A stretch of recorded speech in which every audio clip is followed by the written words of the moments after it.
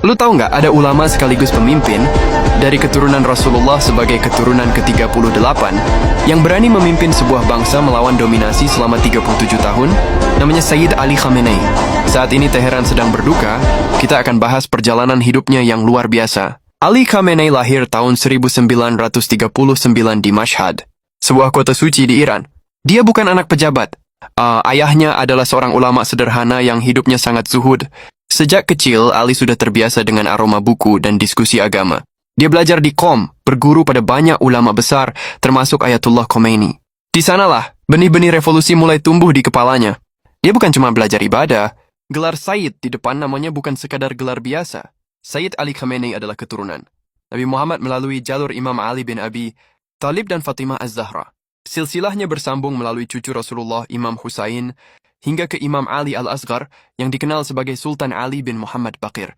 Inilah alasan kenapa beliau selalu memakai sorban hitam, sebuah simbol kehormatan dalam tradisi Islam yang hanya boleh dikenakan oleh para keturunan langsung sang Nabi.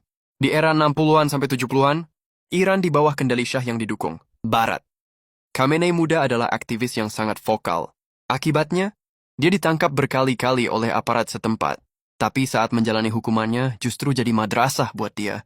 Di dalam sel, dia justru menghafal Al-Quran dan menulis banyak pemikiran tentang kemandirian Islam. Tahun 1979 revolusi pecah, dan Khamenei jadi salah satu pilar utama negara baru itu. Tahun 1981. Sebuah kejadian terjadi saat dia sedang berpidato di masjid. Khamenei selamat, tapi dia harus kehilangan fungsi tangan kanannya selamanya. Inilah alasan kenapa di setiap videonya, dia selalu menggunakan tangan kiri atau menyembunyikan tangan kanannya di balik jubah. Bagi rakyatnya, tangan itu adalah simbol kesetiaan yang tak terbeli. Pas Ayatullah Khomeini wafat tahun 1989, dunia ngira Iran bakal dalam kondisi buruk. Tapi majelis ulama justru milih Khamenei sebagai supreme leader. Saat itu, dia bahkan belum punya gelar Ayatollah senior, tapi konstitusi diubah demi dia. Selama 37 tahun memimpin, dia jadi otak di balik ketangguhan Iran.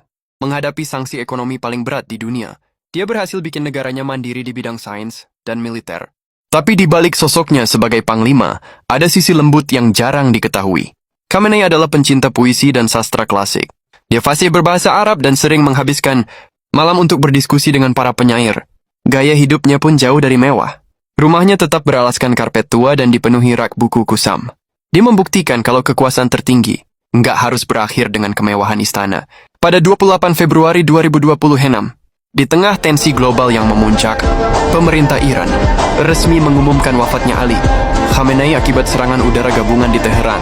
Kepergian sang penjaga revolusi ini meninggalkan duka bagi jutaan pendukungnya.